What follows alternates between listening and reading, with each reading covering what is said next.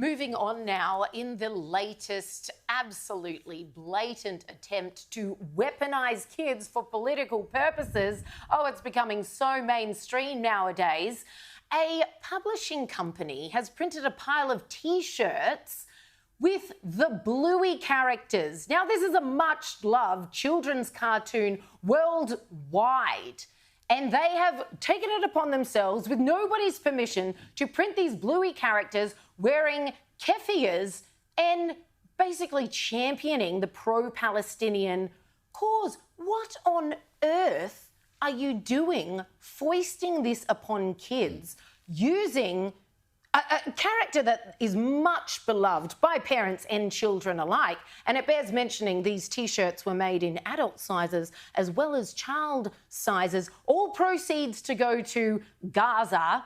Heaven knows who's actually supervising that. Hashtag Hamas. Hashtag Hamas, yes, please send more. But this is such a warped cause. This was such a blatant grab to once again weaponise our children. We've already seen this with the school walkouts and protesting in the streets. Kids who have absolutely no idea about that area of the world, the long and prolific history it has, and that Israel has always had to fight for its mere existence.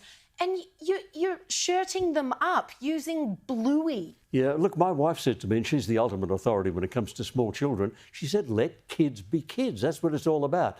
The Anti-Defamation Commissioner, Davia Abramovich, said that's what's going on. It's corrupting the minds of small children, which is terrible. And if you ever look at Bluey, and having small grandchildren, I've looked at Bluey. It's very good. It's a great program. It is. It's about family. And we know what Hamas thinks about Jewish families. You kill them. So the idea that they can take a family-themed program that celebrates the family and then use that to corrupt the mind of children, there's something very, very sick about that. Yeah. And, of course, the other place you can't escape the Palestinian cause is tomorrow night's Big Bash cricket game.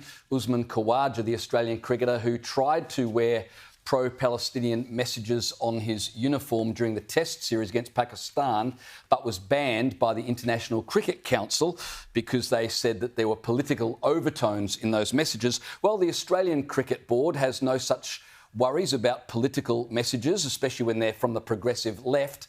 They've given him permission to wear, or to rather to have a peace dove on his cricket bat.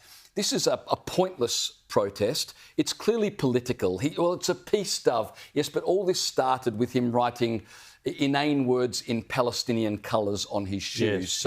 We know that it's political.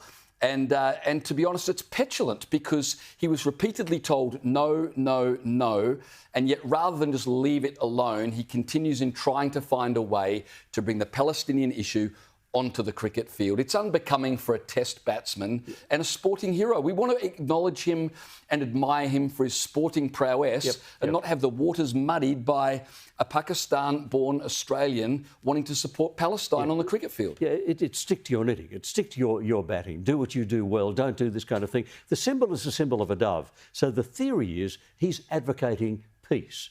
If you are really serious about peace, the message is very simple. You tell Hamas to lay down their arms and surrender. You'd have peace. That's the only way there's going to be peace in the Middle East, is when Hamas lay down their arms and surrender.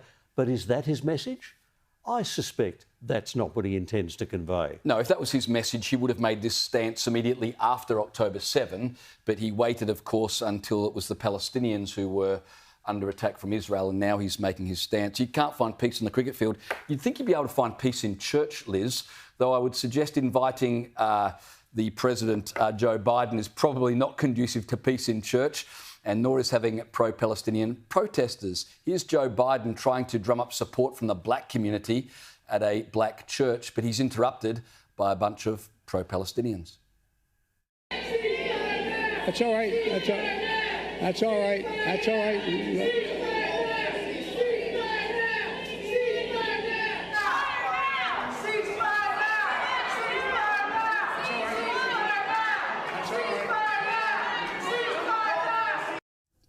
Now, that's not funny, but what I thought was funny, Liz, is that in response, the congregation started chanting 4 more years, which is about as unlikely as a ceasefire and about as helpful.